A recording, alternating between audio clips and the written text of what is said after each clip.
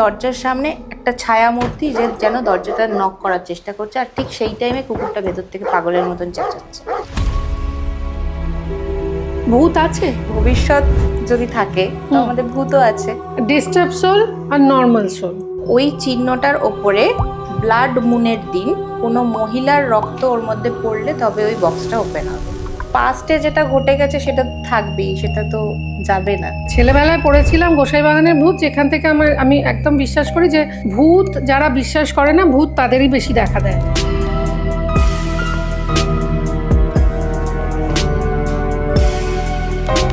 তুমি ভূত বলতে চাইছো, সেই ভূত বা স্পিরিট সেটা তো একটা এনার্জি, তো এনার্জি তো ডিস্ট্রয় করা যায় না। বলো শোন, যে ঘরে আছি ওখানে পুরো ডিস্টার্ব সোল ভর্তি, ওকে ভীষণ ডিস্টার্ব করছে, ওকে থাকতে দিচ্ছে না। 104 নম্বর রুম। আমরা কমিউনিকেট করতে পারি স্পিরিটের সাথে। মাই গড। সঙ্গে সুদীপা, আমি সুদীপা চ্যাটার্জি থাকবো আপনাদের জন্য গল্পে, কথায়, অনুভবে। আর সঙ্গে থাকবেন প্রত্যেক দিন একজন করে নতুন অতিথি। আপনি থাকবেন তো? কাল, সময়, এই ধরুন মাঝখানটা যদি সময় হয়, তাহলে এইটা আমরা ভবিষ্যতের দিকে এগিয়ে চলেছি, মানে যা ঘটতে চলেছে। আর এইটা হচ্ছে ভূত, মানে যা ঘটে গেছে। আর এই দুটো একসঙ্গে চললে কি হয়? এই দুটো একসঙ্গে চলে, আমাদের নিত্যদিন চলে। সময় তো ওইভাবে আটকে রাখা যায় না, মানে ধরুন আমরা হট করে বলতে পারবো না নদীর জলকে ধরে রেখে এই হচ্ছে বর্তমান। বর্তমান সবসময়ই এগিয়ে চলেছে ভবিষ্যতের দিকে, এবং ছিল সে ভূত নিয়েই। তো আমরা ভূতকে ছেড়ে যেতে পারি না, কিন্তু এই ভূতকে আমরা সবচেয়ে বেশি ভয় পাই। যা ঘটে গেছে তাকে ভয় পাই, আর যা আসছে তাকেও ভয় পাই। আর যখন বর্তমানে থাকি তখনও ভয় পাই। এই ভয় নিয়েই জীবন, মানে অনিশ্চয়তা নিয়ে জীবন। বর্তমানে কেন ভয় পাই? কেননা কি হবে না হবে, আজ বাড়ি থেকে বেরোবো, ঠিকমতো বাড়ি ফিরবো তো, নানান রকম দুশ্চিন্তা নিয়ে মানুষের জীবন কাটে। এই সব ঝামেলা ঝক্কি কিন্তু জন্তু জানোয়ার বা অন্য প্রাণীকুলের নেই, শুধুমাত্র আছে মানুষেরই। কেননা মানুষের ভবিষ্যৎ চিন্তা আছে আর ভূত আছে। ভবিষ্যৎ নিয়ে না হয় আরেকদিন কথা বলা যাবে, আজকে কথা বলবো ভূত নিয়ে। নমস্কার, সঙ্গে সুদীপায়, আমি সুদীপা চ্যাটার্জি, আপনাদের সকলকে জানাই স্বাগত। আজকে আমাদের সঙ্গে রয়েছেন একজন এমন বন্ধু, আমার তার সঙ্গে বন্ধুতা করার ইচ্ছে যেরকম প্রবল, সেরকম আপনাদেরও হবে আড্ডাটা শোনার পর তার সঙ্গে যোগাযোগ করতে। অনেকেই যোগাযোগ করবেন, আই এম শিওর। আমাদের সঙ্গে রয়েছেন যিনি তার বাংলায় কি বলে ঠিক জানি না, ইংরেজিতে একে বলে প্যারানর্মাল রিসার্চার, মানে প্যারানর্মাল অ্যাক্টিভিটিস নিয়ে কাজ করেন যিনি। তাকে আগেও আপনারা দেখেছেন, সৌরভ গাঙ্গুলির সঙ্গে আড্ডায় দেখেছেন, যিনি সৌরভ গাঙ্গুলির মতো মানুষকে, বাংলার মহারাজকে ভূত দেখিয়ে ছেড়েছেন, সেই ঈশিতা দাস সান্যাল আজকে আমাদের সঙ্গে। নমস্কার। নমস্কার। হাসছো কেন? তোমার কথাগুলো এত মজার লাগলো শুনতে, সেই না জন্য সত্যি তো, একটাও আমি মিথ্যে বলিনি। না সে তো নয়, কিন্তু বেশ মজার লাগলো সৌরভ গাঙ্গুলিকে ভূত দেখিয়েছে। সে তো সত্যি কথাই। আচ্ছা, আমার একটা কথা বলো, মানুষের না সবসময় যখন একটা জিনিস কনস্ট্যান্ট, দুশ্চিন্তা। সে যখন ভালো থাকে তখন মনে হয় এই ভালো থাকাটা থাকবে তো, যখন খারাপ থাকে তখন মনে হয় এই খারাপ থাকাটা কবে কাটবে। আর যখন মাঝামাঝি মোটামুটি অবস্থায় থাকে তখন সে ভাবে আরও কত ভালো হবে, কিংবা এর চেয়ে বেশি খারাপ হবে না তো। তো যাই হোক, মানুষের দুশ্চিন্তা সবসময় সঙ্গে সঙ্গে ঘোরে।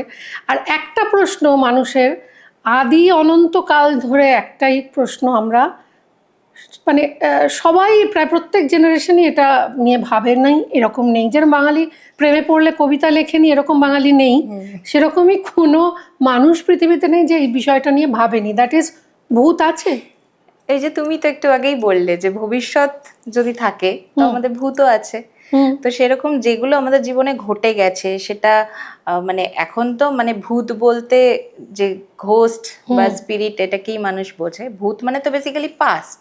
তো পাস্টে যেটা ঘটে গেছে সেটা থাকবেই, সেটা তো যাবে না। আচ্ছা। আর এনার্জি মানে যেটা তুমি ভূত বলতে চাইছো, সেই ভূত বা স্পিরিট সেটা তো একটা এনার্জি, তো এনার্জি তো ডিস্ট্রয় করা যায় না। মানে সত্যি কথা সাদা বাংলায় বলতে গেলে সেটা হচ্ছে যে ধরুন আমাদের শরীর কাইনেটিক এনার্জি, পোটেনশিয়াল এনার্জি, দুটো এনার্জিতে দিয়ে তৈরি হয় মানুষ। তার মধ্যে একটা তো মারা যায় যখন, তখন চলে যায়, আরেকটা কোথায় যায়? সেটাই তো কথা, সেইটাই আমার প্রশ্ন, সেটা সেটা কোথায় তো যায়? আমাদের এই ইলেকট্রোম্যাগনেটিক ফিল্ডেই থেকে যায়। থাকে নিশ্চয়ই, কতদিন নাহলে থাকে? এনার্জিটা যাবে কোথায়? এবার কিছু কিছু এনার্জি তাহলে আছে, পুনর্জন্ম হয় কি করে? সবার তো পুনর্জন্ম হচ্ছে না। সবার হয় না? না, যে যে এনার্জিগুলোর পুনর্জন্মর ফর্ম হচ্ছে না, সেই সেই এনার্জিগুলো আমাদের এখানেই থেকে যায়, এই দুনিয়াতেই।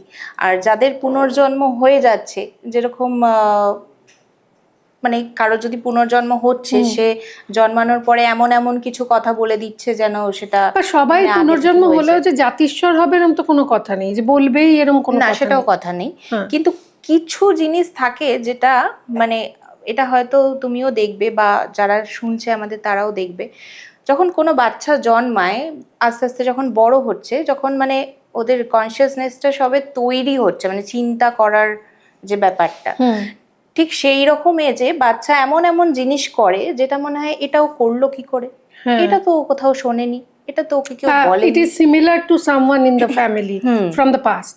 হ্যাঁ, আমার বাবার মতো করছে, এটা আমার বাবা করতেন। হ্যাঁ, তো সেই ক্ষেত্রে আমরা কিছুটা ধরতে পারি যে তাহলে কিছুটা কানেকশন আছে সেই এনার্জির সাথে। তো সেই রকমই যে যে জন্মে যাচ্ছে তাদের তো বাদ গেল হিসেব থেকে। হ্যাঁ, আর যারা জন্মাচ্ছে না, যেটা বিরাট একটা অংশ বাকি রয়ে গেল, সেটা আমাদের আশেপাশেই ঘুরে বেড়াচ্ছে। আচ্ছা, এর পরের প্রশ্নটা যেটা, সেটা হচ্ছে যে ডিস্টার্ব সোল আর নর্মাল সোল। নর্মালি বলে তো? হ্যাঁ, বলা যায়। ডিস্টার্ব সোলরা ডিস্টার্ব করে। এবং আমি ছেলেবেলায় পড়েছিলাম গোসাইবাগানের ভূত, যেখান থেকে আমি একদম বিশ্বাস করি যে ভূত যারা বিশ্বাস করে না, ভূত তাদেরই বেশি দেখা দেয়। সুতরাং আমি রোজ ঘুমোতে যাই এটা বলে যে আমি বাবা ভূতে বিশ্বাস করি, আমাকে দেখা দিও না, আমি তুমি বিশ্বাস করি। তো যারা ভূতে, এটা কি সত্যি? Is that true? মানে না না না, এরকম কোনো ব্যাপার তাহলে নেই কাদের যে দেখা বিশ্বাস দেয়? করে না তাকে দেখা দেয়। তাহলে কাদের দেখা দেয়?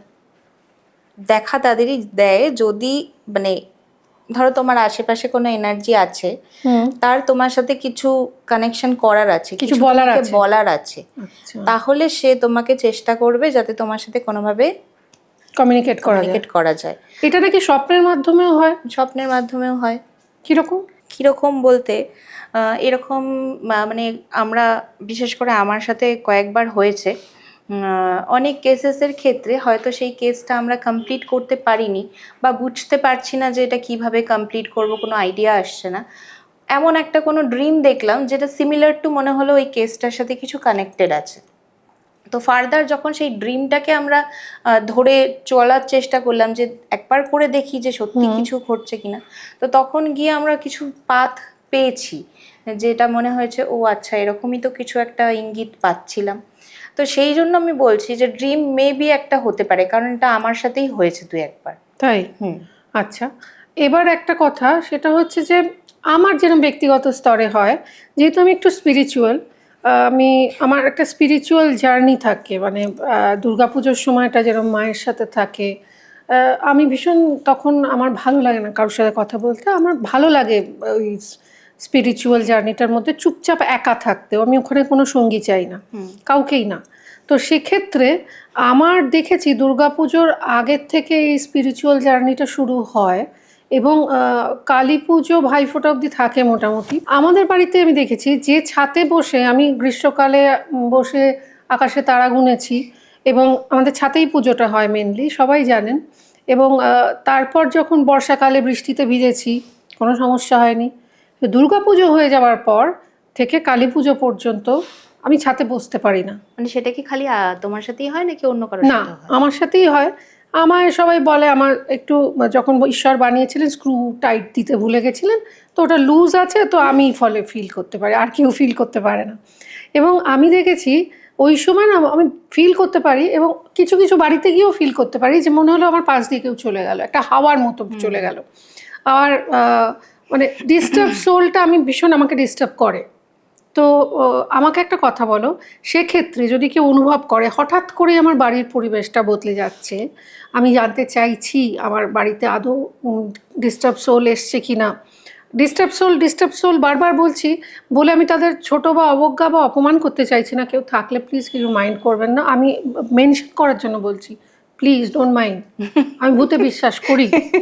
তো যেটা বলার, তুমি হাসছো, আমায় বলতে হয়, এরকম না বললে তো তারাই বা কী করে বুঝবে, আমাকেও তো কমিউনিকেট করতে হবে। তো সেক্ষেত্রে আমি বলছি আমি বিলিভার।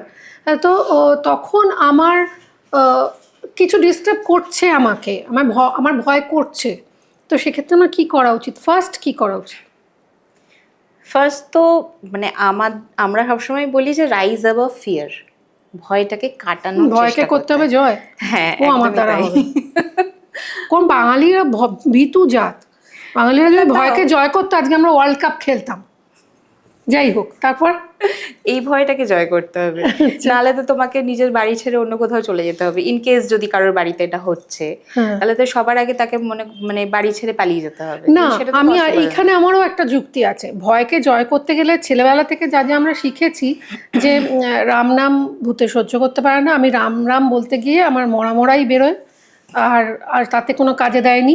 আরেকটা কথা হচ্ছে যে আমি যতবার আমি আমার ঠাকুর পাশে নিয়ে, মানে আমি একটা হোটেলে ছিলাম বাংলাদেশে, ঢাকায় খুব বিখ্যাত একটা হোটেল, আমি নাম বলে তাদের বদনাম করতে চাই না।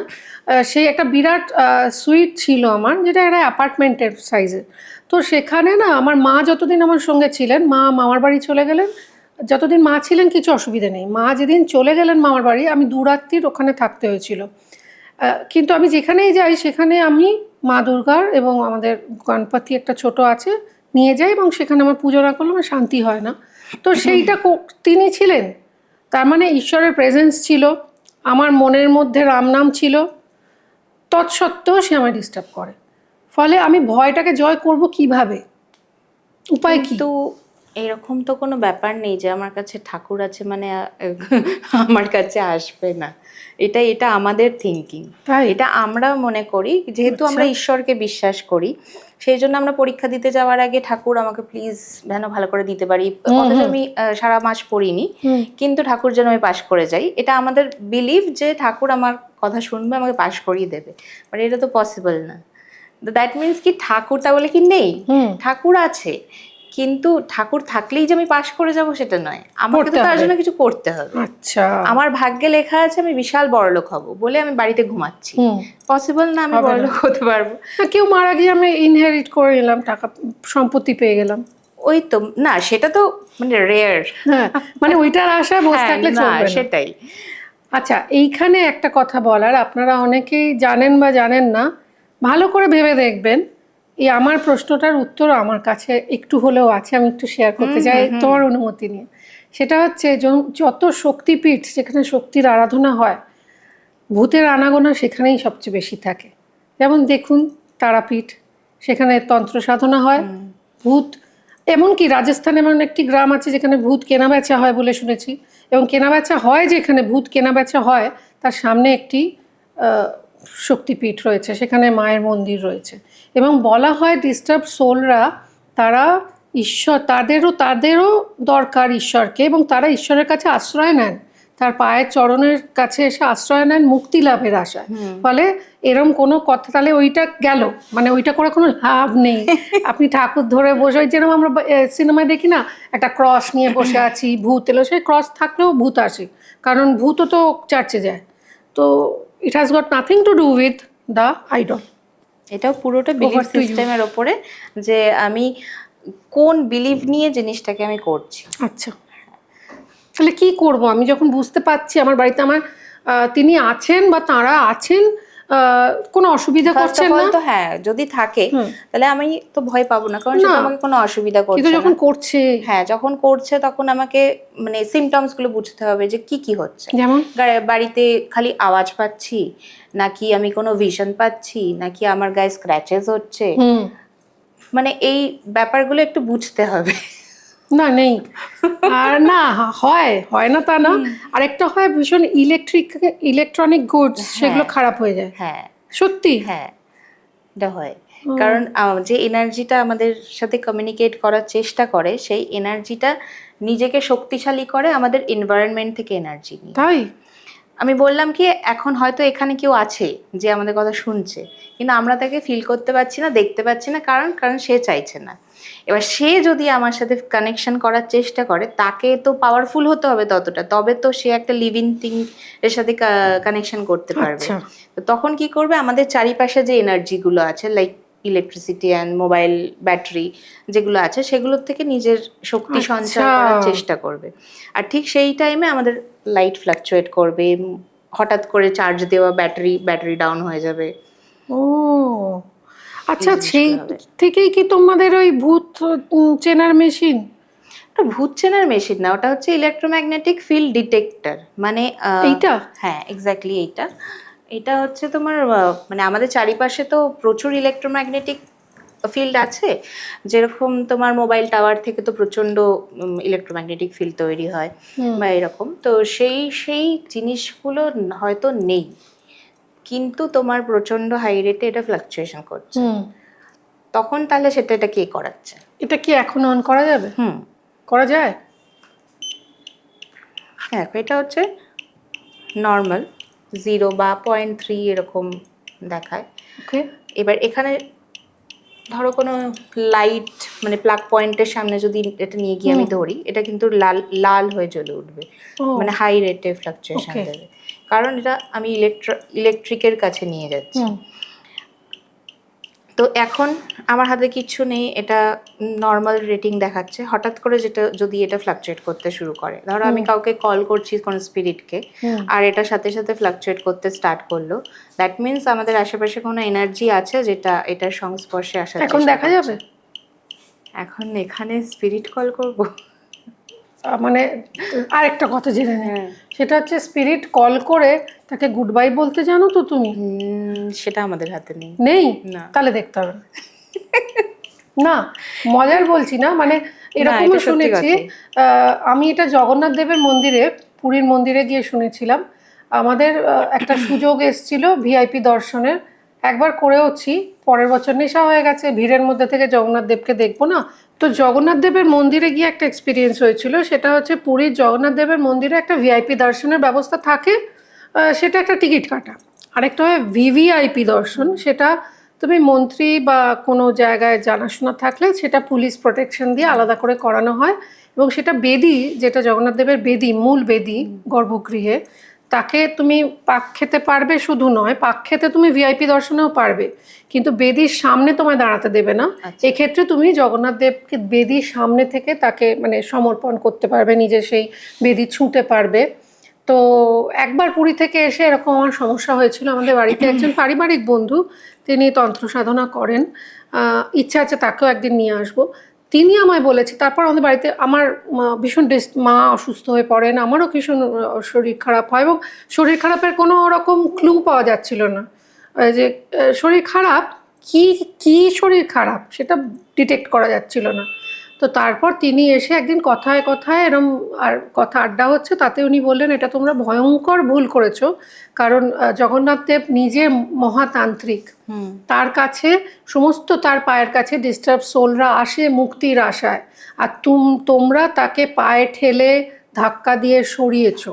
তাদের মধ্যে থেকে হতে পারে কেউ রিভেঞ্জ নিতে বা একটা বেশ রাগ নিয়ে তোমাদের সঙ্গে সঙ্গে তোমার বাড়ি অবধি এসছে।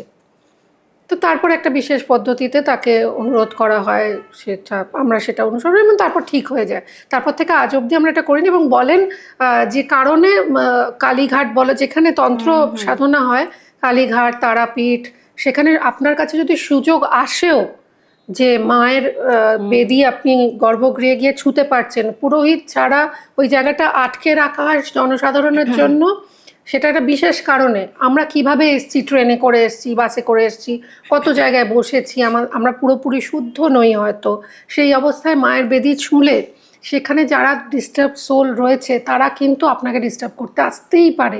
সুতরাং এই লোকটার হাতছানি, দূর থেকে মাকে শ্রদ্ধা সহ প্রণাম করুন, কখনো সেখানে গিয়ে হাত দেবেন না, ছোবেন না। ব্যাপারটা হচ্ছে যে সবাই সবকিছু হয়তো টাকার জোরে বা পাওয়ারের জোরে করতে পারে, কিন্তু করা উচিত না। যেরকম ধরো তোমার বাড়ির কোনো পোষ্য আছে হুম, যাকে তুমি কন্ট্রোল করো, হ্যাঁ করি, আমি গিয়ে ধরো সে তো আমাকে চেনে না, হ্যাঁ আমাকে তার সাথে আগে তুমি পরিচয় বন্ধুত্ব, করাবে, হ্যাঁ। বন্ধুত্ব হবে, তবে গিয়ে সে আমাকে চিনবে। না হলে কি ভাববে আমি ওর জন্য আননোন কোনো ভয়ের সিচুয়েশন তৈরি হবে ওর কাছে, তো ও আমাকে অ্যাটাক করার চেষ্টা করবে।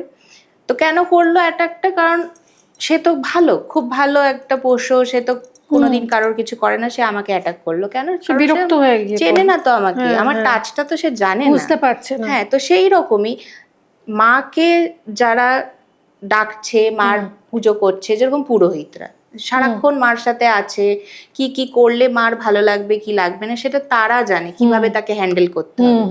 সেম অ্যাজ আমাদের সিচুয়েশনও, আমরা এত বছর ধরে মানে 2010 থেকে এত বছর ধরে মানে এই কাজটা করতে করতে আমাদের আইডিয়া হয়েছে যে আমরা কিভাবে যদি এরকম সিচুয়েশন আসে সেটাকে আমরা কিভাবে হ্যান্ডেল করতে পারি। তোমরা জানো, সেটা নিয়ে পড়াশোনা করেছো। পড়াশোনার থেকেও বড় কথা হচ্ছে প্র্যাকটিক্যালি আমরা অনেক কেসেসের মধ্যে গিয়ে গিয়ে গিয়ে গিয়ে আমরা সেই জায়গাটায় পৌঁছেছি। এবং অনেকে বলে, জানো তো, মুখ্যমন্ত্রী, আমাদের প্রাক্তন মুখ্যমন্ত্রী মমতা বন্দ্যোপাধ্যায় ইলেকশনের আগে আমাদের কালীঘাট মন্দিরে গিয়ে মায়ের বেদি স্পর্শ করেছিলেন এবং তারপরেই তাদের ভরাডুবি হয় এবং তারপরে তিনি সেটা রিয়েলাইজ করে মার কাছে ক্ষমাও চেয়ে আসেন, ক্ষমা প্রার্থী হয়ে আসেন। এটা শোনা যায়, correct me if I am রং, আমি ভুলও হতে পারি, এটা শোনা কথা। ঠিক একইভাবে মহাকাল মন্দিরে গিয়ে আমরা দেখেছি যে মহাকালে আমাদের সবসময় যারা যায়, ইন্দোরে একটা হোটেলে থেকে হোল নাইট একটা হোল জার্নি করে রাত 2-2-2:30 হোটেল থেকে বেরিয়ে ভোরবেলা গিয়ে ভস্ম আরতি দেখা যায় বা বাকি পুজো আচ্ছা করা যায়। ওখানেও হোটেল আছে ইন্দোরে। তা আমি জিজ্ঞাসা করেছিলাম যে অত রাত্রিরে, আমি একা আমার বাচ্চাকে নিয়ে গেছিলাম, আমার বানত করা ছিল বলে। তা আমি জিজ্ঞাসা করি পূজারী পণ্ডিত মশাইকে যে কেন, আমি তো ওখানেও থাকতে পারি, ইন্দোরের থেকেও আমি তাহলে সকাল সকাল হোটেলের সামনে থেকে পৌঁছে যাব। তো উনি আমাকে বারণ করেন এবং যখন যাই তারপর চলে আসার পর বলেন যে এখানে বলিউডের ফিল্ম স্টার থেকে শুরু করে ভারতবর্ষের প্রধানমন্ত্রী নরেন্দ্র মোদী, অমিত শাহ স্বরাষ্ট্রমন্ত্রী, তারাও এসে কোনোদিনও রাত্রিবাস করেন না, কেননা মহাকালের একজনই রাজা, তিনি হচ্ছেন মহাকালেশ্বর। সেখানে যদি তুমি থাকো, মানে তো ন্যাচারালি প্রধানমন্ত্রী গেলে তাকে নিয়ে তৎপরতা বাড়বে, তার ভিআইপি সিকিউরিটি হবে, তাকে ভীষণ সবাই তাকে নিয়ে ব্যস্ত থাকবে, সেটা মহাকালেশ্বরের পছন্দ নয় এবং তারা কেউ ওখানে রাত কাটান না ওই কারণে, এবং মহাকালকে স্পর্শ করেন না। যে ওই একই কারণে যখন ভস্ম আরতি হয় তখন ভিআইপিদের খুব কাছাকাছি বসতে দেয় এবং বারবার বলে একটা নন্দী আছে ওখানে, নন্দীজির পাশে বসো, নন্দীজির পাশে বসো, he will protect you, but Mahakaleshwar is not going to protect you. মানে কোনো মার্সি নয়, কারণ ওখানে ভস্ম আরতিতে লাইট নিভে যায় আর ওই ছাই দিয়ে ওনাকে আরতি করা হয়, সেই সময় সমস্ত সোল, ডিস্টার্ব সোলরা ওখানে থাকে। শুধুমাত্র নাগা সন্ন্যাসী যারা ওই ছাই নিয়ে আসেন তারাই ওখানে প্রবেশাধিকার থাকে, বাকি কেউ তুমি চাইলেও যেতে পারবে না। এইটা আমাদের মেনটেন করা উচিত। কিন্তু মহাকালের ব্যাপারটা তো খুবই ডেঞ্জারাস। তুমি গেছো? না, আমি ওখানে যাইনি, কিন্তু এই দার্জিলিং সাইডে একটা জায়গা আছে, মানে একটা রাস্তা আছে, যে রাস্তাটায় প্রায়শই মানে অ্যাক্সিডেন্ট হয়। মানে কি বলবো, হয়তো একদম দিনের বেলাও যাচ্ছ কি দুপুরবেলা যাচ্ছ, মানে ঘুম আসার কোনো কথাই না, কিন্তু ওই পার্টিকুলার রাস্তাটায় গেলে নাকি ড্রাউজি লাগে ড্রাইভারদের, ওই জন্য প্রচুর ওখানে অ্যাক্সিডেন্ট হয়েছে, অনেক মানুষ ওখানে অ্যাক্সিডেন্ট হতে হতে বেঁচেছে। এরকম একটা ঘটনা আমি ওই শ্রাবন্তী দিদি, স্মিতাদির সাথে শেয়ার করছিলাম, তো স্মিতাদিও বললো যে এক্স্যাক্টলি সেম ঘটনা ওদের সাথেও হয়েছে। তুমি গেছো? আমরা রিসেন্টলি গেছিলাম। ঠিক আছে, তোমার ভয় করে না? ওই যে বললাম যে এতদিন করে করে আমাদের ওই ব্যাপারটা এসে গেছে যে কিছু হলে আচ্ছা দেখে নেবো, কন্ট্রোল করে নেবো, ওই যে ব্যাপারটা। তোমার সঙ্গে করে কোনোদিনও কেউ এসছে তোমার বাড়ি অবধি এরকম কেউ, কোনো সোল যে তুমি রিসার্চ করতে গেছো, সে তোমার সঙ্গে সঙ্গে চলে এসছে বাড়ি অবধি, তুমি বুঝতে পারছো তাকে সঙ্গে নিয়ে এসছো? সব সময়ই বুঝতে পারি। এখন আছে নাকি? হ্যাঁ না সিরিয়াসলি বলছি, আর তোমার হাসিটা আমার খুব একটা ভালো লাগছে না। এই সিরিয়াসলি তোমার এই প্রশ্নটার উত্তর দিচ্ছি। এই যে আমরা এত বছর ধরে কাজ করছি, ধরো এখন অনেক মানুষ আমাদেরকে জানেন বা চেনেন, সেইটা কিন্তু শুধু আমাদের কাজের জন্য হয়নি, কোথাও না কোথাও যাদেরকে নিয়ে আমরা কাজ করছি তারা আমাদেরকে হেল্প করে। কিরকম? আর সেটা উই ক্যান ফিল ইট, মানে উই ক্যান ফিল ইট যে আমাদের সাথে থাকে। হ্যাঁ, মানে কোনো ধরো একটা আমরা কোনো কাজে যাচ্ছি, সেটা হয়তো অনেক বাধা আসছে, হুম মানে আমরা খুব ডিপ্রেসড হয়ে যাচ্ছি যে এটা কেন হচ্ছে, আমরা একটা চেষ্টা করছি হচ্ছে না। কোনো ধরো আমি শো এর কথাই বলছি, হুম কোনো শো বা কোনো একটা বড় প্রজেক্টের কথাই ভাবছি যে কেন এটা হচ্ছে না, অনেক দিন ধরে আমরা চেষ্টা করছি, ঠিক কিছু না কিছু একটা এমন আসে যে ওই বাধাটা কেটে যায়। জাস্ট লাইক এই দাদাগিরিটার কথাই আমি বলছি, দাদাগিরিটা যখন আমাদের কাছে আসে, তার আগে আমরা গেছিলাম ডাউ হিলে। ডাউ হিলে গিয়ে আমাদের ভয়ঙ্কর এক্সপিরিয়েন্স হয়েছিল, সেটা মোটামুটি সবাই জানে, সব জায়গায় বলেছি। তো এই ঘটনাটা আমরা ক্যাপচার করেছিলাম মানে ডকুমেন্টারি ফর্মে। তো এটা এই জন্য ক্যাপচার করা হয়েছিল যে এটা কোনো ওটিটিতে যাতে এটা দেওয়া যায়, আচ্ছা। ঠিক আছে। তারপর কোনো কারণে প্রডিউসার ডিরেক্টর প্রবলেমের জন্য ওটার কোথাও দেওয়া হয়নি। তো ভিডিওটা ছিল, তো আমরা খুব ডিপ্রেসড হয়ে গেলাম যে এত ওখানে এভিডেন্স পেলাম, এটার কিছু হলো না, মানে তাহলে তো সবই বেকার হয়ে গেল। ঠিক সেই মুহূর্তে যখন আমরা ডিপ্রেসড হয়ে বসে আছি, তখন দাদাগিরি থেকে ফোন আসে। হ্যাঁ, তো সেই তারপর তো বাকিটা হিস্ট্রি, তো সবাই জানে। তো সেই জিনিসটা, এটা একটা মনে হলো যে আমাদের কিছু একটা বাধা পড়ছিল, সেটা সরে গেল। সেম এরকম একটা ঘটনা এরকম আমরা করতে চাইছি। তোমার আমরা তখন ছিলাম ঝাড়খণ্ডে। ঝাড়খণ্ডে একটা কোন কেসে আমরা গেছি, কিন্তু ওই আমাদের ব্যাক মাইন্ডে এটাই চলছে যে আমরা তো একটা মানে যেটাই করছি আমরা চাইছিলাম যে একটা যাতে মেন স্ট্রিম কিছুতে দেখানো যায়, যাতে সবাই জানে। তো সেইটা ট্রাই করতে করতে হচ্ছিল না। তো সেই ঠিকটাই ওইখানে যখন আমরা আছি হোটেলে, মনে আছে, ঠিক সেই সময় ইয়ের থেকে ফোন আসে, করণ জোহরের টিম থেকে। তো বলছে যে ভূত দ্য হন্টেড শিপ যে সিনেমাটা রিলিজ হয়েছিল, ওইটার প্রমোশনের জন্য ভিকি কৌশল কলকাতায় আসছে, তোমাদের সাথে প্রমোশন করতে চায় একটা ভূতের বাড়ি গিয়ে। তোমাদের তো একটা টিম, কজন আছে এটা? আমার টিমের নাম হচ্ছে detective of super natural. Presently আমরা 4 জন আছি, আর টিমের ফাউন্ডার হচ্ছে দেবরাজ সান্যাল, আমার হাজবেন্ড। আচ্ছা, তোমাদের ভয় করে না কখনো যে আমরা কোনোদিনও এফেক্টেড হয়ে যেতে পারি? হয়তো, কিন্তু আমরা ওটাকে মানে ওই ভয় নিয়ে যদি আমি চলি, তাহলে তো আমি এই কাজটা করতে পারবো না। আচ্ছা, ওদের সঙ্গে যোগাযোগের নম্বর বা মেল আইডি আমরা দেবো, আড্ডাটা দেখতে থাকুন। আর একটা কথা আমায় বলো না যে আর প্রথম যে প্রশ্নটা, ওটা আমি নিজে এত কথা বললাম যে তোমার আর উত্তর দেওয়া হলো না। দ্যাট ইজ, আমি যদি বুঝতে পারি যে আমার ডিস্টার্ব করছে, আমার ভালো লাগছে না কারোর প্রেজেন্স, তো আমাদের কি করা উচিত? ফার্স্ট কি করা উচিত? ফার্স্ট তো মানে নিজের থেকে বোঝার চেষ্টা করা উচিত যে এটা মানে সত্যি সত্যি ঘটছে, নাকি এটা আমার মেন্টাল ইলনেসের জন্য হচ্ছে। কারণ মানুষের মানসিক অবস্থা সবসময় তো সেম থাকে না। তো যখন হয়তো আমরা বেশি কোনো জিনিস নিয়ে চিন্তা করি, তখন আমাদের অটোমেটিক্যালি একটা ডিপ্রেশন চলে আসে। আর তখন হয়তো কিছু একটা ঘটলেই মনে হয় যে এটা কি হলো, এটা কেন হলো, এটা বোধহয় এই কারণে। হ্যাঁ, তো সেই জিনিসটা আগে সায়েন্সের দিক থেকে চিন্তা করতে হবে, যেহেতু এই জিনিসটাকে তো সায়েন্স এখনো মান্যতা দেয়নি পুরোপুরি। তো সেই জন্য আগে আমাকে লজিক্যাল থিঙ্কিং করতে হবে যে এটা কেন হলো। এবার সব লজিক যখন ফেল করে যাচ্ছে, ধরো তোমার হঠাৎ করে কোথাও কিছু নেই, তুমি কোনো একটা জায়গায় গেছিলে, সেখান থেকে আসার পর তোমার প্রচণ্ড শরীর খারাপ হচ্ছে, তুমি ভাবলে যে আমি কি ওই জায়গাটায় গেছিলাম বলে আমার হচ্ছে, তো তোমাকে ফার্স্টে করতে হবে মেডিকেল সব চেক আপ করাতে হবে। সেখানে যদি তুমি দেখলে সমস্ত কিছু ঠিক আছে, ডক্টর বলছে যে দেয়ার ইজ নো রিজন যে মেডিকেল ইস্যুজের জন্য হচ্ছে, তখন তোমাকে ভাবতে হবে যে তাহলে এটা কি ওই কারণে হচ্ছে। তখন কি করব? ফার্স্ট তখন তোমাকে ফাইন্ড আউট করতে হবে। না, আমি একাই খেয়ে যাচ্ছি না, ঠিক আছে, না খারাপ দেখায়, লোকে কি ভাববে? একটা না, থ্যাংক ইউ। তো না, যাই বলো, ভূতের গল্প শুনতে আমাদের তো খুব ভালোই লাগে না, সেটা কিন্তু আমরা এনজয় করি। আজকে থেকে নয়, আমার তো এটাও মনে আছে সেই ছোট্টবেলায় সেই দাদু বসে, তখন তো কারেন্টও থাকতো না, হ্যারিকেনের আলোয় কত গল্প শুনেছি, কি মজা লাগতো। তো সেই এটা খালি আমাদের না, আমাদের আগের জেনারেশন, তার আগের জেনারেশন পর জেনারেশন চলে আসছে। তাহলে আমি যদি বুঝতে পারি, সব ধরো তোমার কথা শুনে বুঝলাম, এবার কি করব? আমি পারছি না, আমার একদম ভালো লাগছে না। না, কি করবে? ফার্স্ট অফ অল তো তোমার কিছু করার নেই ওখানে, কারণ তুমি জানোই না যে জিনিসটার সাথে কিভাবে ডিল করতে হবে। ঠিক আছে, যদি তুমি আমাদের কথা জিজ্ঞেস করো যে আমরা কি সাজেশন দেব, আমরা ফার্স্টেই সাজেশন যেটা দিই যে যদি মানে তুমি বললে যে আমি পায়ের শব্দ শুনতে পাচ্ছি, বা আমি বা কোনো টেকনিক আছে যাতে বোঝা যায়? ওই তো টেকনিকটাই বলছি। ধরো তুমি আমাকে আগে কেস হিস্ট্রিটা শুনতে হবে যে কি হচ্ছে।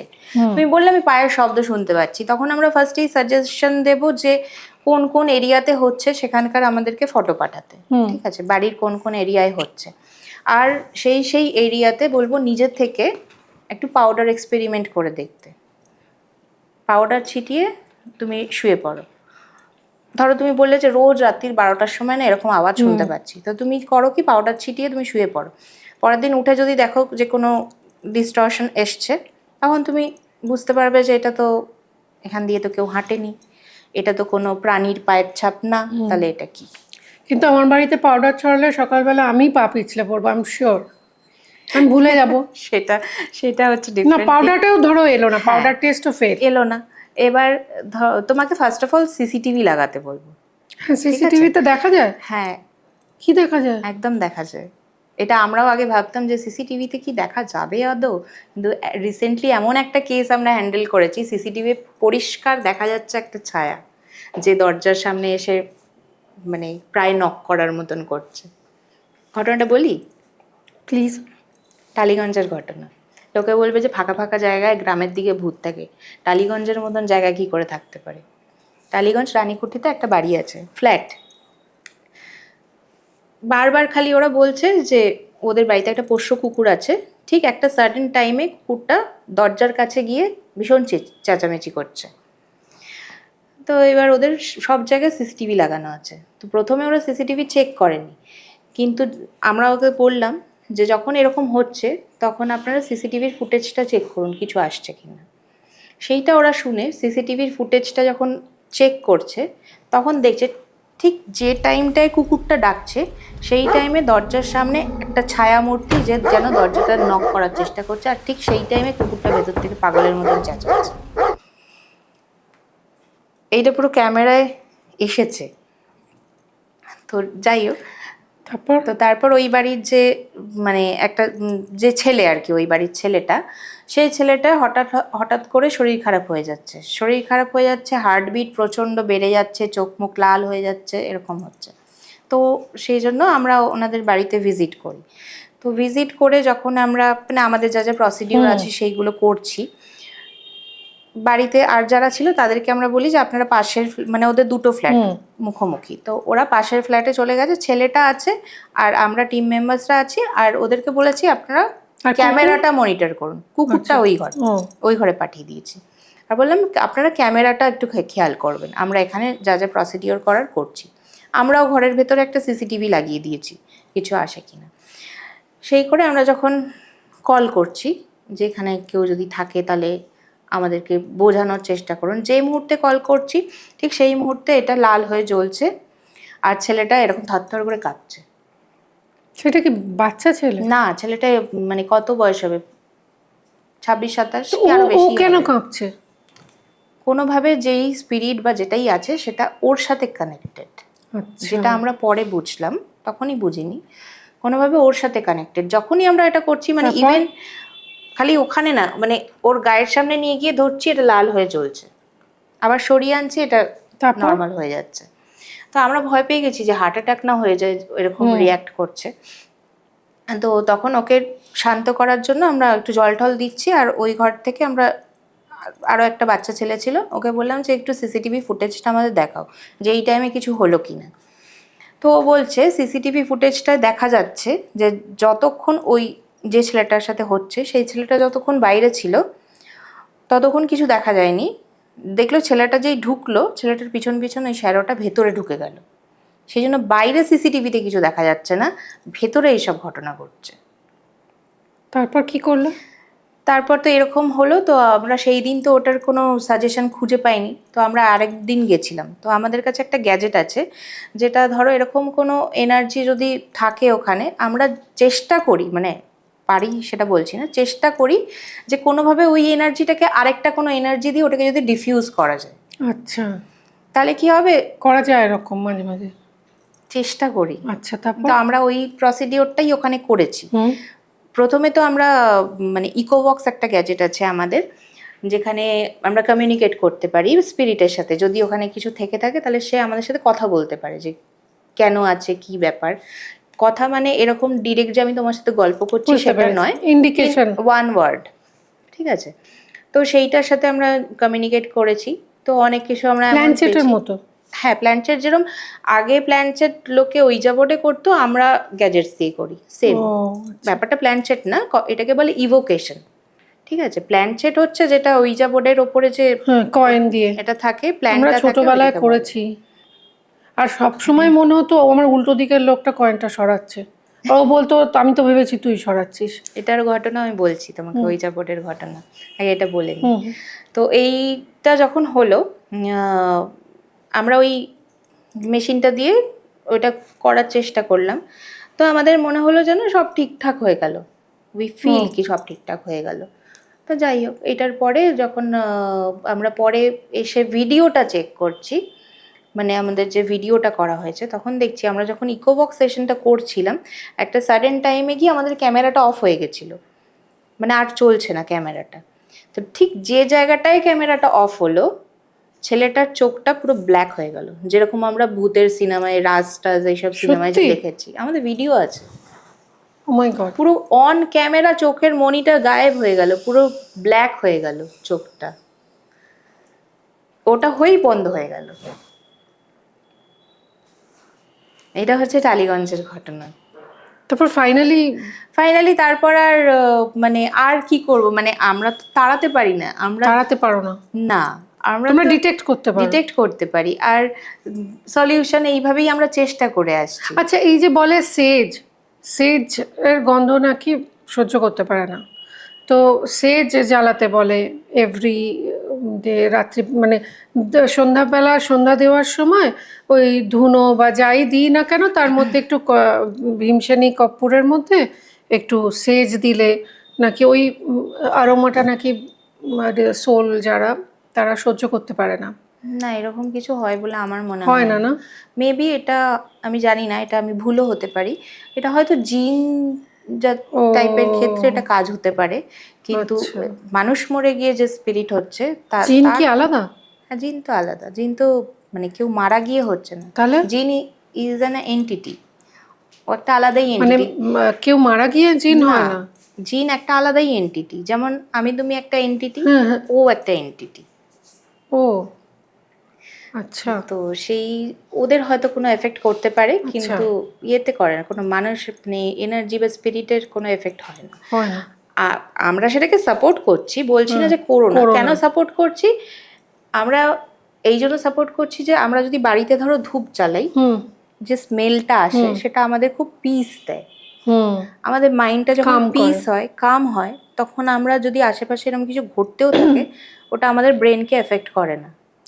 যার জন্য কেউ মারা গেলে মৃতদেহের সামনে সুগন্ধি রাখা হয়, একটা জল আছে, বা এই যে শাঁখ বাজানো হয়, এটার যে একটা ভাইব্রেশন। এই যে আমি যে বললাম স্পিরিটের সাথে আমরা কথা বলছি, সে বুঝছে কি করে? সে কি আমার কথা শুনতে পাচ্ছে? না, ভাইব্রেশন বুঝছে যে আমি কোন ভাইব্রেশন। মানে শাঁখ বাজানো ভালো, এই যে আমাদের শাঁখ বাজানো অবভিয়াসলি ভালো। প্রতি সন্ধে ছিল যে শাঁখ বাজানো, হ্যাঁ একদমই ভালো। এটা আজকাল তো শোনাই যায় না, আগে তো ছোটবেলায় সব বাড়িতে শুনতে পেতাম সন্ধ্যা হলেই শাঁখ বাজতো, একটার পর একটা বাড়ি থেকে বেজে উঠতো। তো এই ভাইব্রেশন গুলো যেরকম আমাদের সাইন্টিফিক্যালি মানে পোকামাকড়কেও দূরে রাখে বাড়ির থেকে এই শাঁখের আওয়াজ, ঠিক সেইভাবে এরকম কোনো মানে এনার্জি থাকলে তাদেরও হয়তো ভাইব্রেশনটা হয়তো ভালো লাগে না।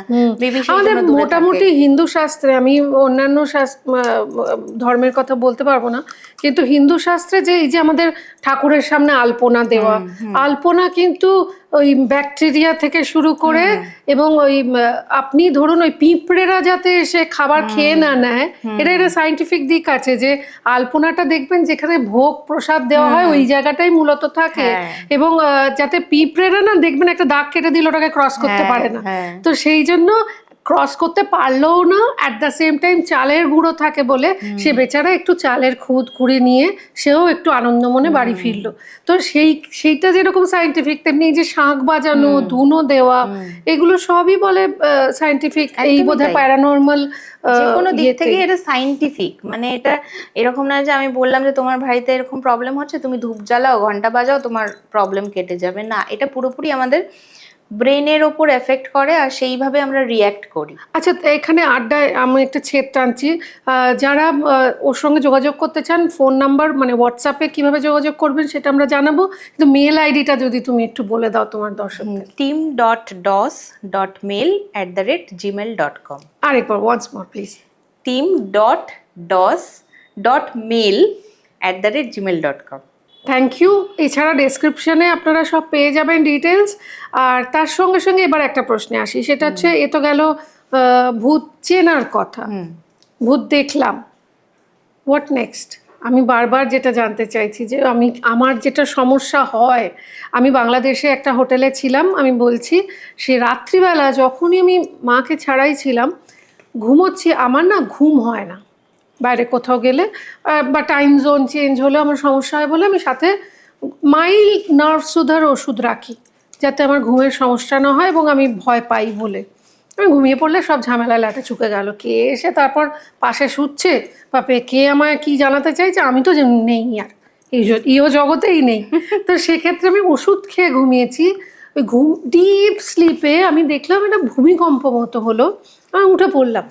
উঠে পড়ে যতবারই আমি ঘুমোতে যাচ্ছি বালিশ নিয়ে কান চাপা দিয়ে, ততক্ষণ যতবারই যাচ্ছে একটা মনে হচ্ছে ভূমিকম্প হচ্ছে, কাঁপছে পুরোটা। তারপর আমি হোটেলে রিসেপশনে ফোন করতে চেষ্টা করলাম, ফোন বেজে গেল, কেউ ধরলো না। তখন কি করব? আমি ঠাকুরকে ডাকলাম, ওখানে একটা ধূপ জ্বালিয়ে দিলাম, লাইট জ্বালিয়ে দিলাম। এবার ওষুধ খেয়ে আছি, আমার তো ঘুমোতেই হবে। তারপর আবার যে আচ্ছন্ন মতো একটু হয়ে পড়ছি, অমনি আবার ভাইব্রেশন। লাস্টে আমাকে বাঁচিয়েছে জানো? ভাবতেও পারবে না, মিঠুন চক্রবর্তী। আমি টিভি চালিয়ে মিঠুনদার একটা ছবি দেখেছি, যেটা আমাকে বাঁচিয়ে দিয়েছে হোল নাইট, যে কোনোভাবে রাতটা কাভার হয়ে যাক আর আমি বেঁচে যাই। তো সেই তারপর থেকে আমার সত্যি মানে ওই একটা পার্টিকুলার ডের পর আমার বিশ্বাস হয়েছে যে হ্যাঁ, সেদিন কেউ একজন আমার সঙ্গে কমিউনিকেট করার চেষ্টা করছিল, এবং যেটা আমি একদমই সাড়া দিইনি, কারণ আমার পক্ষে সাড়া দেওয়া সম্ভব নয়। আমি ওই ভাষাও জানি না, আমি ওই প্রসেসও জানি না। আর সবচেয়ে বেশি ভয় পাই যেটা বলে তুমি যদি জিন বলো বা এরকম ডিস্টার্ব সোলকে বাংলায় কি বলে, অনেকক্ষণ ধরে ইংরেজিতে বলছি, অতৃপ্ত আত্মা। হ্যাঁ, আত্মা। হ্যাঁ, যে আত্মা আমাদের এখানে অতৃপ্ত, খুশি নয়। তো সেরকমই অতৃপ্ত আত্মা যদি আমার সঙ্গে যোগাযোগ স্থাপন করে ফেলে একবার, তারপর যদি সে আমার সঙ্গ না ছাড়ে, কারণ আমি একজন ফিল্ম ইন্ডাস্ট্রির বিখ্যাত নায়িকাকে দেখেছি এরমভাবে। আমাদের একটি টেলিভিশন সিরিয়ালে সে নায়িকারই ভূমিকায় ছিল। এই নাম বলবো না, ইন্ডাস্ট্রির সবাই মোটামুটি যারা নাম বললে আমায় তুলোধনা করে দেবে, মানে যেরকমভাবে বোনাই ধনের আর কি তুলো ওরমই। সেটা হচ্ছে যে সে রীতিমতো কথা বলতো। সে আমাদের ঘরে ঢোকার আগে বলতো, আরে দাঁড়াও 2 মিনিট, আমি আসছি। তুমি 2 মিনিট দাঁড়াও না, এটা অফিস, এখানে তুমি 2 মিনিট দাঁড়াও, আমি কথাটা বলে চেকটা নিয়ে চলে আসছি। আমি না দেখছি পেছনে কেউ নেই। হিরোর সঙ্গে একটা এরকম সিন ছিল, গলাটা জড়িয়ে ধরে, হিরোর ভাস্বরদা ছিল, ভাস্বর চট্টোপাধ্যায়, ও বলতে পারবে। ভাস্বরদাকে জড়িয়ে ধরছে এবং ও ভাস্বরদার কাঁধের এই জায়গাটায় কথা বলছে, এটা সিন, এটা অ্যাক্টিং করছি আমি সত্যি সত্যি চুমু খাচ্ছি না, তুমি প্লিজ প্লিজ একটু ট্রাই অ্যান্ড আন্ডারস্ট্যান্ড, এরকম বলছে। তো আর ভাস্বরদা আমাকে ডেকে বলে, সুদীপা আমার কাঁধেই রয়েছে, আমার মনে হচ্ছে নুনি, আমি তো পারছি না, আমাকে এই সিনটা থেকে তুমি মুক্তি দাও। তো এরকম বহু সময় আমি তাকে দেখেছি কথা বলতে, রীতিমতো কথা বলতে, বকাবকি করতে। এবং একদিন সে চলে এলো আমার ঘরে, আমি আর আমার স্বামী, এটা হচ্ছে মর্গ্যান হাউস, বিখ্যাত মর্গ্যান হাউস কালিম্পংয়ে। তো মর্গ্যান হাউসে সে এসে দেখি দরজাটা আমি খুললাম, সে বলল আমি কথা বলছি, লেট মি স্পিক। হ্যাঁ বলে আমার দিকে তাকালো, মানে উনি আছেন সঙ্গে। হ্যাঁ বল, কি হয়েছে? কারেন্ট চলে গেছে। বললো শোন, যে ঘরে আছি ওখানে পুরো ডিস্টার্ব সোল ভর্তি, ওকে ভীষণ ডিস্টার্ব করছে, ওকে থাকতে দিচ্ছে না। 104 নম্বর room. How do you know? কি বলছো? এই সিরিয়াসলি আমার কিন্তু গা দিয়ে একটা স্রোত বয়ে গেল। তুমি কেন এরকম বললে? কারণ আমরাও থেকেছি 104 নম্বর রুমে। সিরিয়াসলি আমার হাত কাঁপছে, সিরিয়াসলি। হ্যাঁ, মিসেস মর্গানের রুম ওটা, আর সবচেয়ে ভালো রুম ওটা, ওটাতেই ছিলাম। সুন্দর রুম, সবচেয়ে সুন্দর। ওটার সাথে একটা টেরেসও আছে ছোট্ট। হ্যাঁ, ওটার তো উনি থাকেন। তো থাকুন না।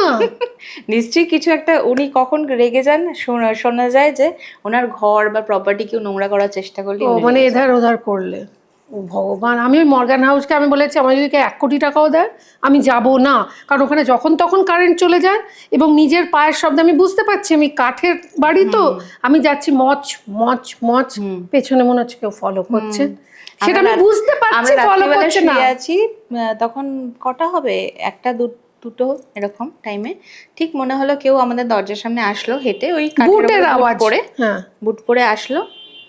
তারপর আওয়াজটা চলে গেল, ঠিক আছে। এরকম 2-3 বার শুনছি। তখন আমার হাজবেন্ড ঘুমিয়ে পড়েছিল, আমার কোথাও গিয়ে শুনে ওটা একটুখানি মানে ঘুমটা ভাঙলো, কারণ আমরা জানি যে আমরা ওই রুমটা ইচ্ছা করেই নিয়েছি যাতে আমরা Feel কিছু করতে পারি। প্রেজেন্স পাই বা ফিল করতে পারি। আমরা তো না জেনে নিয়েছি। হ্যাঁ। তো আমি ওকে বলছি, ও ফার্স্টে বিশ্বাস করছে না, তারপর বললো ঠিক আছে উঠে দেখি। তো ঠিক আওয়াজটা আসছে, আলাম দরজাটা খুলবো, ঠিক আছে। দরজার সামনে গেছি, আওয়াজটা আসলো, দরজা অব্দি আসলো, দরজাটার কি হোল দিয়ে দেখছি কিছু নেই, থাকবে দরজাটা না। খুলছি কিছু নেই। ও বলছে হয়তো পালিয়ে গেল, কেউ হয়তো বদমাইশি করছিল। আমরা পালিয়ে গেলেও তাকে দৌড়াতে হবে বা হাঁটতে হবে, তার একটা পায়ের শব্দ পাওয়া যাবে, যদি সিঁড়ি দিয়ে নেমেও যায় তাড়াতাড়ি তার পায়ের শব্দ দিনের পাওয়া বেলা যাবে। কিন্তু কিছু হয় না। না, দিনের বেলা ফিল পাওয়া কেন যায় না। হয় না, মানে অন্যান্য জায়গায় হয়, মর্গান হাউসে কিন্তু আমি দিনের বেলা, আমরা প্রায় 7-10 দিন ছিলাম এবং আমাদের যাওয়ার সময় মর্গান হাউসে আমাদের যে চিফ অ্যাসিস্ট্যান্ট ডিরেক্টর দীপঙ্কর, ওর পিঠে না আঁচড়ের দাগ এরকম ছিল যে ঘরটায় ছিল। তো ওই বিশেষ নায়িকা তিনি, উনি সমেত আমার সঙ্গে থাকলেন এবং আমি তো বুঝতে পারছি না যে তিনি কোথায় বসে রয়েছেন, আমি তো পা ছড়াতে পারছি তোমার তো না। সাহস আছে, তুমি তেনাকে সমেত তা রেখেছিলে। কি করব, বলছে ওখানে আমাকে ডিস্টার্ব করে, ভূত ডিস্টার্ব করে আমি ফার্স্ট টাইম শুনেছিলাম, যাই হোক ইট ওয়াজ নিউ টু মি। তো আমি তখন বললাম হ্যাঁ রে, আমি দেখলাম ও ঘুমোচ্ছে এরকম কপালে হাত দিয়ে, আমি ওর পাশে শুয়ে রয়েছি আর পাশে আমার স্বামী, সে তো নাক ডাকছে, মানে সে তো ভূতটাকেই, মানে ওর জন্যই বোধহয় ডিস্টার্ব হচ্ছিল।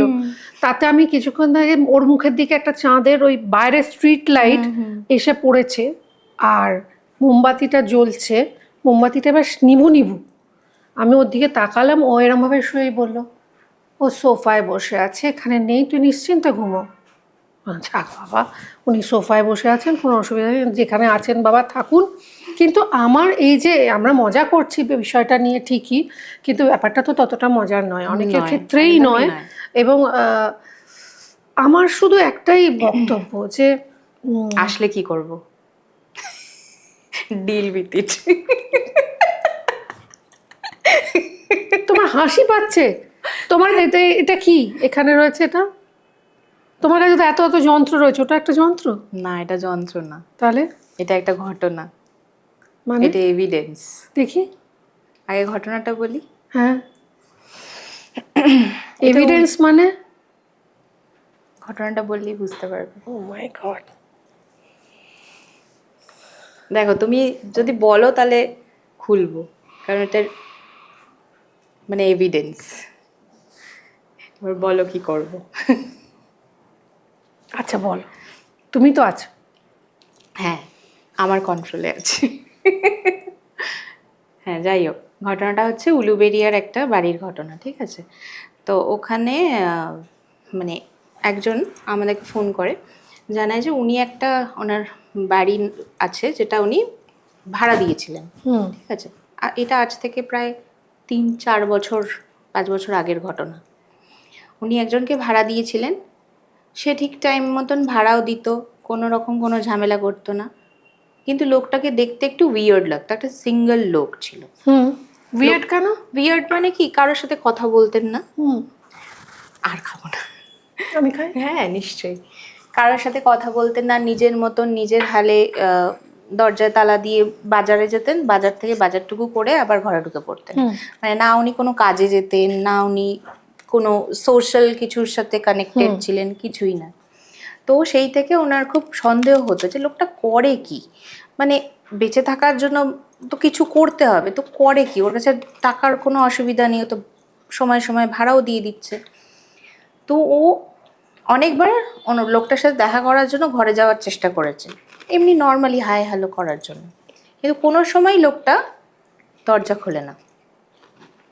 ঠিক টাইম মতন ভাড়া দেয় সেটা ইটস ওকে, বাট এমনি যদি ওর সাথে কেউ দেখা করতে গেল, কথা বলতে গেল, দরজা খোলে না। তো সেই জন্য লোকটার খুব উইয়ার্ড লাগতো যে এটা কেন হচ্ছে। তো এই অবস্থায় বছর খানেক, 1 বছর না 1.5 বছর পর লোকটা মারা যায় ওই রুমের মধ্যেই। সেটারও মানে হয়তো হার্ট অ্যাটাক করে বা কিছু একটা কারণে হবে লোকটা মারা যায় রুমের ভেতরে। তো তখন তো ন্যাচারালি সব জানাজানি হয়ে গেছে চারদিকে, তো দরজা খুলতেই হবে। তো তখন দরজা ভেঙে ভেতরে ঢুকে লোকটা মানে যে যার বাড়ি সে যা দেখে, সে মানে ওখানেই মানে মরে যাবে এরম অবস্থা। দেখছে ঘরটার সমস্ত দেওয়ালে কি সব চিহ্ন আঁকা, যে চিহ্নটার মানে সাধারণ মানুষের বোঝার অবস্থাই নেই, এরকম কী সব চিহ্ন আঁকা। আর সেখান থেকে কিছু নেই ঘরে কিন্তু অ্যাজ সাচ, খালি ওই সারা দেওয়াল জুড়ে একটা গা ছমছমে ভাব, একটা চিহ্ন আঁকা, আর একটা বক্স দেখতে পেয়েছে। বক্সটা খুব উইয়ার্ড, আর বক্সটার ওপরে একটা কাগজ ছিল লেখা, নাকি বক্সটার ওপরেই লেখা ছিল এরকম কিছু একটা বলেছিল, ভুলে গেছি। হ্যাঁ হ্যাঁ, একটা কাগজ ছিল, রাইট। সেই কাগজটা নিয়ে মানে দেখতে পেয়ে উনি লেখাটা বুঝতে পারেন না, তো সেই জন্য মানে আমাদের সাংকেতিক। হ্যাঁ মানে আমরা যখন জানি বা উনি ছবিটা পাঠান, আমরা কিন্তু বুঝিনি যে ওটা কী ব্যাপার, মানে কী লেখা, এমনই ভাষা ছিল। তো উনি ওটা পাঠিয়ে বলে যে এইরকম একটা জিনিস পেয়েছি, এই এই ব্যাপার। ওই ঘরটায় যখন আমি আমার মানে মেয়েটকে নিয়ে ঢুকেছিলাম, সে তো জানি না কেন অজ্ঞান হয়ে গেল, মানে বললো যে কেমন হচ্ছে শরীরটা বলে অজ্ঞান হয়ে গেল। আর তারপর থেকে আমি ওই ঘরে ঢোকার সাহস পাই না, আর এই জিনিসটা আমি পেয়েছি। তো ওটা পাঠায়। তো আমরা ওই যে ওই ফটোটা দেখে আমরা চেষ্টা করি যে কী লেখা আছে ওটা বোঝার। তো আমরা গুগল ট্রান্সলেট আচ্ছা, করে বোঝার চেষ্টা করি। তো তখন বুঝতে পারি যে ওটা হিব্রু ভাষায় লেখা আছে। হিব্রু ভাষায় লেখা আছে যে ওই যে বক্সটা আছে, বক্সটার মধ্যে একটা চিহ্ন আছে, সেই মানে বক্সটা ওপেন করা যাচ্ছে না, বক্সটার মধ্যে যে চিহ্নটা আছে লেখা আছে যে ওই চিহ্নটার ওপরে ব্লাড মুনের দিন কোনো মহিলার রক্ত ওর মধ্যে পড়লে তবে ওই বক্সটা ওপেন হবে।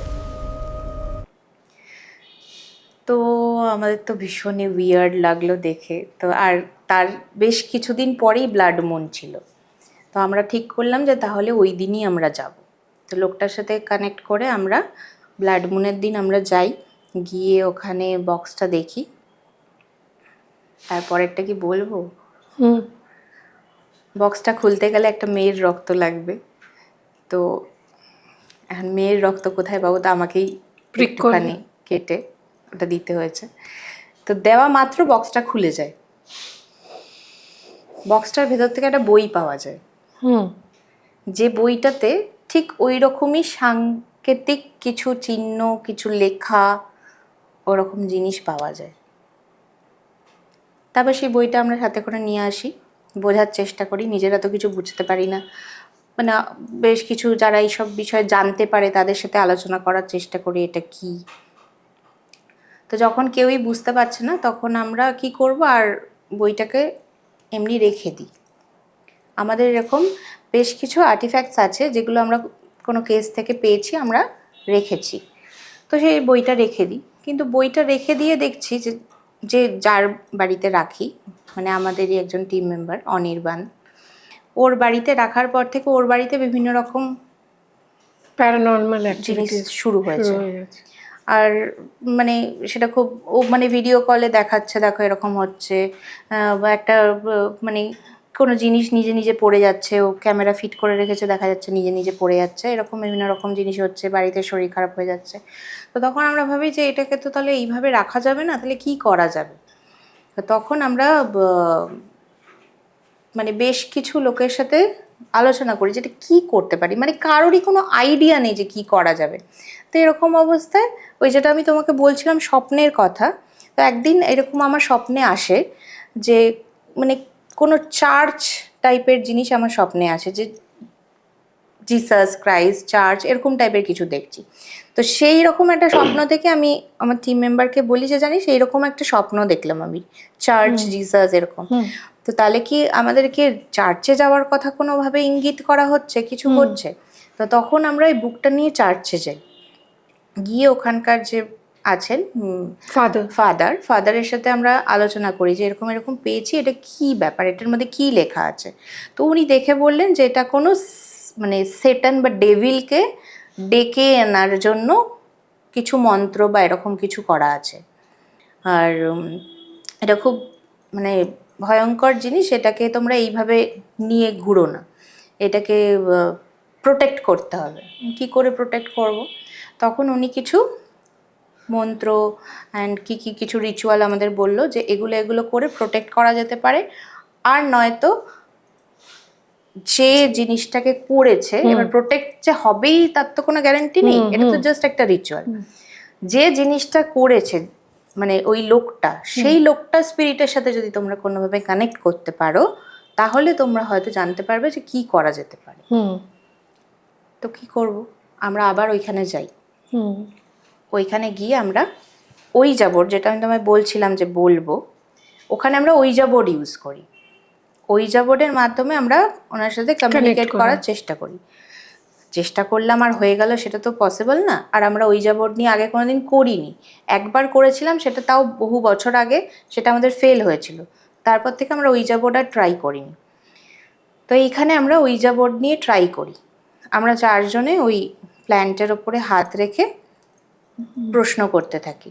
তো অনেকক্ষণ ধরে কিছু হচ্ছে না কিছু হচ্ছে না, তো আমরা ভাবছি যে এটা বোধহয় বেকার, কিছু হবে না।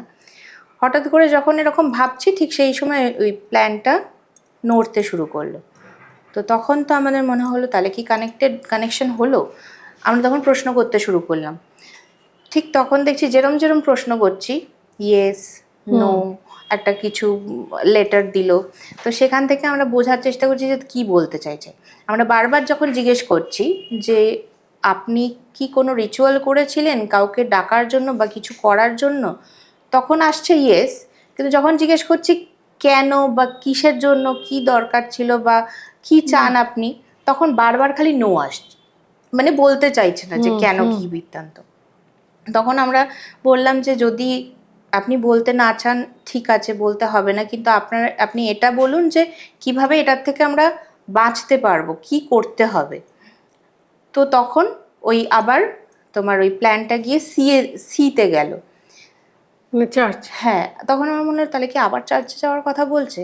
তো তখন আমরা জিজ্ঞেস করলাম যে আপনি কি চার্চ ইঙ্গিত করছেন, আমরা কি চার্চে গেলে কিছু উপকার পাবো? আবার ইয়েস হলো। তো এরকম করে বেশ কিছু ইঙ্গিত আমরা পেলাম, যেখান থেকে আমরা আবার ফাদারের কাছে গেলাম। ফাদারকে গিয়ে বললাম যে দেখুন আমরা এটা করেছিলাম, তাতে আমরা এইগুলো অ্যান্সার পেয়েছি, এবার কি করব। তখন ফাদার বললো যে ঠিক আছে, তুমি যখন এটা পেয়েছো তাহলে এটাকে আমি যেভাবে বলছি ওইভাবে প্রোটেক্ট করে রাখো, দেখো কি হয়। তো তারপর জানি না কেন ওইভাবে উনি যেটা বলেছিলেন করার পরে যে প্রবলেমসগুলো অনির্বাণের বাড়িতে হচ্ছিল, এখন হচ্ছে না। আর সেই লোকটাও ফ্রি হয়ে গেছে, মানে লোকটারও আর কোনো প্রবলেম হচ্ছে না। আচ্ছা, তো এটা কি? এটা হচ্ছে সেই বুকটা। এবার তুমি যদি বলো তাহলে আমি দেখাতে পারি।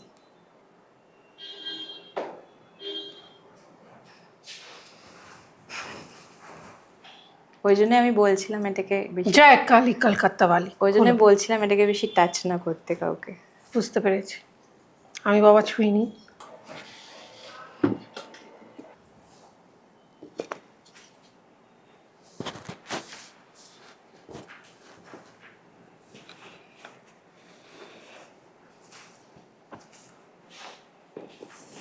এটা হচ্ছে সেই বুকটা।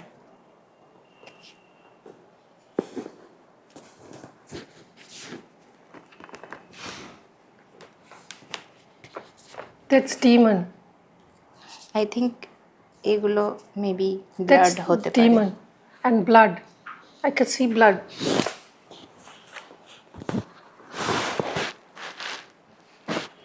Oh my God. এগুলো এখনো আমরা উদ্ধার blood করতে stain. পারিনি।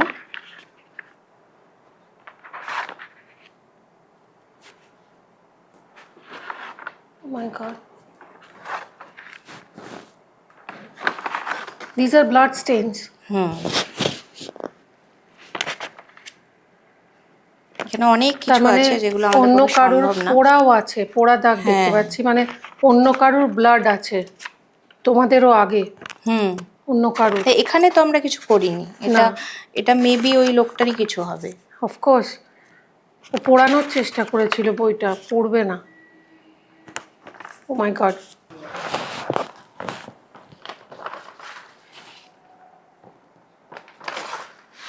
ও এটা পুরোটা দেখানো সম্ভব না, নো অনেকগুলো নো নো পাতা নো, আই আছে। Don't want to see. No, I don't want to C.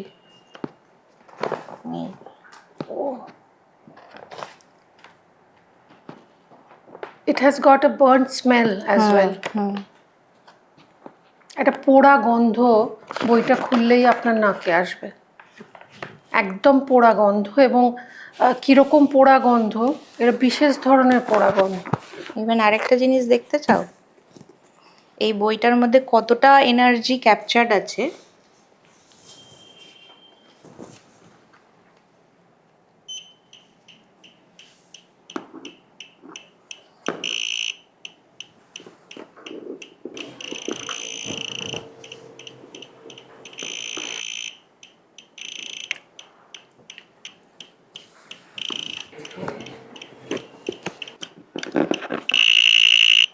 My God, please stop it.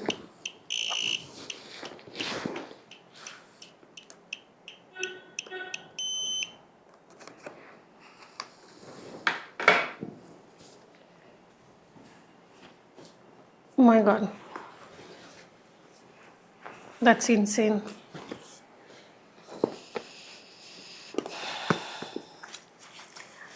আমি স্মেলটা আমার এখনো রয়েছে, তুমি যে বইটা খুলেছিলে যে স্মেলটা, that is so not common and so not, কি বলবো, ফেমিলিয়ার। ও মাই গড। তো এইরকম যেরকম বুকটা দেখলে এরকম অনেক আর্টিফ্যাক্টস আমাদের কাছে আছে, যেরকম একটা বক্স আছে, একটা ঘুঙুর পেয়েছিলাম সেটা আছে, এরকম আরও একটা ডল আছে। এগুলোর পেছনে অনেক হিউজ ঘটনা আছে। তো সব আর্টিফ্যাক্টস বা সব ঘটনা তো আমি একটা পডকাস্টে বলা সম্ভব নয়, তো সেই জন্য আমাদের কিছু বুকস আসছে। এইটা কি বই? এইটা হচ্ছে আমাদের এই কিছুদিনের মধ্যেই রিলিজ করবে, কাল গর্ভ রহস্য। দেখি। কাল রহস্য গর্ভ। কাল রহস্য গর্ভ, বৈশালী দাশগুপ্ত নন্দীকে। উনি একজন রাইটার, উনি ও তোমাদের কথাগুলোই উনি লিখেছেন। লিখছেন? হ্যাঁ, এটা দ্বীপ প্রকাশন থেকে বেরোচ্ছে। ও, তাহলে তো আমি পাবোই। কিছুদিনের মধ্যেই এটা তাহলে আমি মার্কেটে পাবো। চলে আসবে। কবে নাগাদ, পুজোর আগে পাওয়া যাবে? হ্যাঁ হ্যাঁ, পুজোর আগে পেয়ে যাবে। বইটা হচ্ছে কাল রহস্য গর্ভ, দ্বীপ প্রকাশনের থেকে প্রকাশিত হতে চলেছে খুব শিগগিরই। দ্বীপ প্রকাশনের যে কোনো বই আপনারা অ্যামাজনে, ফ্লিপকার্টে পেয়ে যাবেন। আশা করি আজকে যখন, মানে এটা তো, এই পডকাস্টটা তো যখন দেখছেন হয়তো অনেকে 1 বছর বাদেও দেখতে পারেন, কোন সময়ে দাঁড়িয়ে আপনারা দেখছেন সেটা তো আমরা জানি না। তো সুতরাং যখনই দেখছেন তখনই সার্চ করে দেখুন, পেয়ে যাবেন নিশ্চয়ই। অনেক অনেক শুভেচ্ছা তোমাকে। এই বৈশালী দাশগুপ্ত নন্দী, উনি এর আগেও প্রচুর লিখেছেন, ওনার লেখা ভীষণ ভালো। তো ওনাকে আমরা আমাদের ঘটনাগুলো বলেছি, তারপর উনি নিজের কলমে ওটা ফুটিয়ে তুলেছেন। কিন্তু ট্রাস্ট মি, আমার অনেক ইচ্ছে ছিল, অনেস্টলি স্পিকিং, যে আমার আরো অনেক কিছু জানার ছিল। আরো সব হয়তো আমি জানাতে পারলাম না, কিন্তু একটা তো এইটা বইটা আসছে, আর একটা বুক আসছে। অভিরূপ ধর বলে একজন রাইটার আছেন, যিনি গৌরব তিওয়ারির উপর বই লিখেছেন। আচ্ছা। তুমি জানো কি গৌরব তিওয়ারিকে? তো না, চেনো আমি নিশ্চয়ই। চিনি না। যে আমি ভূত রিলেটেড কাউকে চিনতেও চাই না। রিসেন্টলি একটা ওয়েব সিরিজ খুব ফেমাস হয়েছে এমএক্স প্লেয়ারে, আচ্ছা গৌরব তিওয়ারির লাইফের আচ্ছা উপর। আচ্ছা, তো ওইটা উনি লিখেছেন। একদম দেখবো না। প্লিজ দেখো, ভালো লাগবে। তো উনি তুমি লিখছেন। বইটা খুললে, যেটা বলছিলাম যে আমার অনেক অনেক প্রশ্ন ছিল, অনেক কিছু জানার ছিল। সিরিয়াসলি বইটা আমি যখন তুমি বন্ধ করলে, একটা স্মেল এলো না, যেটা স্পেশালি পুরোনো দিনের চার্চের সাথে রিলেটেড যে স্কুল, তার যে লাইব্রেরি, যেরকম সেন্ট জেমস স্কুলের লাইব্রেরিতে এই গন্ধটা পাবে তুমি। Close, not the exact smell, আমি বলছি না, very close to this particular smell. এবং ও না, যেই বইটা তুমি বন্ধ করলে আমার এনার্জিটা না ড্রেন আউট হয়ে গেল। আমি জানি না কেন আমার আর ভালো লাগছে না কথা বলতে।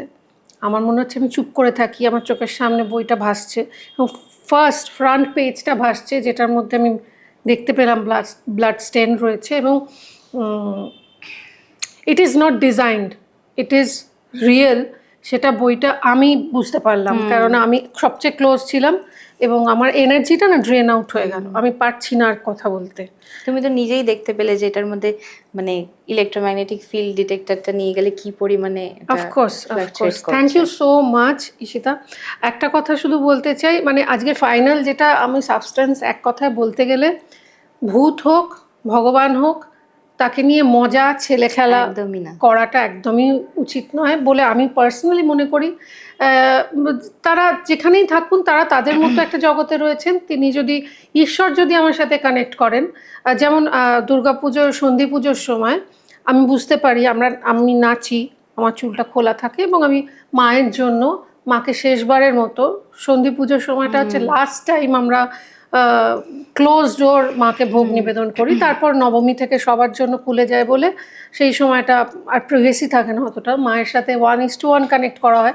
আমি বুঝতে পারি আমাকে ঘিরে ঘিরে তিনি আছেন, তার প্রেজেন্সটা ফিল করি, সেটাকে যতটা আমরা রেসপেক্ট করি, তেমনি বি ইট জিন, বি ইট ডিমন, বি ইট ঘোস্ট, তার প্রেজেন্সটাকে আমার মনে হয় ইকুয়ালি রেসপেক্ট করা উচিত। এবং আমি যদি কানেক্ট না করতে পারি, তাকে আমি ডিস্টার্বও করবো না, তাকে নিয়ে মজা ঠাট্টা তামাশা এটা এগুলো আরো একদমই উচিত না। আরো আজকাল বেশি হয়েছে, কারণ লোকে ইউটিউবে ভিডিও বানানোর জন্য, মানে জাস্ট একটু কটা ভিউ পাওয়ার জন্য এইসব এন্টিটি গুলো আমার নিয়ে heart ছেলে rate খেলা বেড়ে করে। গেছে। হ্যাঁ, তো তাদের ফিউচারে কিন্তু You can অনেক see my বেশি। pulse. Check my pulse. তোমার আমি দেখছিলাম তোমার আঙুলটা কাঁপছিল রীতিমতো। হ্যাঁ, আমি এই হাতে ধরে আটকালাম। তার কারণ এটা তো যার যার বিশ্বাসে মিলায় বস্তু, তর্কে বহুদূর, কথাই আছে। অনেক অনেক ধন্যবাদ। আমার শুধু একটা রিকোয়েস্ট, যে আমাদের আড্ডাটা আজকে ইনকমপ্লিট, সেটা সবাই বুঝতে পারছে, ও বুঝতে পারছে। আমি আরেকদিন আড্ডা দিতে চাই তোমার সঙ্গে, আসবে তো? একদম একদম। হ্যাঁ, সেদিনকে মুড়ি তেলে ভাজা সহ। একদম। আজকে আমি সত্যি একটু ভয় পেয়েছি, হয়তো পরের দিন আরেকটু সাহস সঞ্চয় করতে পারবো। আপনাদেরও সেটাই বলার, ওর কাছে যদি কোনো প্রশ্ন থাকে আপনারা সরাসরি কমেন্ট বক্সে করতে পারেন। এবং এই ভিডিওটা ভালো লাগলে প্লিজ শেয়ার করুন, লাইক করুন, সাবস্ক্রাইব তো করাই আছে। আর তার সঙ্গে সঙ্গে একটা কথা বলি, যে ভূত নিয়ে হোক বা ভবিষ্যৎ নিয়ে হোক বা ঈশ্বর নিয়ে হোক, কাউকে নিয়ে ছেলে খেলা নয়, কোনো রকম মজা নয়। যদি কোনো প্রশ্ন থাকে ব্যাপারটা নিয়ে, সিরিয়াসলি আপনারা রিসার্চ করতে পারেন, যেরকম ওরা রিসার্চ করছে। রিসার্চ করা আলাদা জিনিস। আর ভূতে বিশ্বাস করি বললে, যদি 3 বার বলে রাত্রিবেলা ঘুমোতে যান, ভূত আসবে না, আমাকে দেখা যায় না। ওকে, ভালো থাকবেন, টাটা, গুড বাই, বাই সকলকে। কোথায় বড় হওয়া, স্কুলিং, কলেজ, একটু বলো। আমি এখনো মানে বুড়ো হওয়ার পরে ওখানেও থাকি যেখানে বড় হয়েছে, সেটা হচ্ছে তুমি বুড়ো বলো না, তাহলে আমাকে কি বলবো? মানে বয়স তো বাড়াই উচিত, মানে বয়স বাড়ার সঙ্গে সঙ্গে মনের দিক দিয়ে আরো কুচি হচ্ছে, সেটা অন্য ব্যাপার। বউ কি রকম? বউ খুব ভালো, শাসনে রাখে একদম আমাকে, না হলে আমি উড়ে যাবো। আর এত টাকা নিয়ে তুমি কোথায় রাখবে, মানে কি করবে? ওরম মনে হয়, খুবই গরিব আমি। তো তোমার কি এই বংশটি থাকবে, না আগামী দিনে অন্য অনুষ্ঠানও দেখবো তোমার? ক্যাফে বুটিক ফুটিক আমি খুলবো না, কারণ আমার এই ধরনের ব্যবসা করবার খুব একটা ক্ষমতা আমার নেই। বাঙালিয়ানাকে রেখে যদি এই সময়ে দাঁড়িয়ে কন্টেন্ট বানায় যারা, তাদের মধ্যে একজন হলো বংশ। এই যে বাঙালির একটা বহমান ধারা, তারা যেভাবে ভাবে, কল্পনা করে, তাদের যে একটা সংস্কৃতি, সেটা যেন কোথাও গিয়ে তার একটু ছাপ থাকে আমার কাজগুলোতে।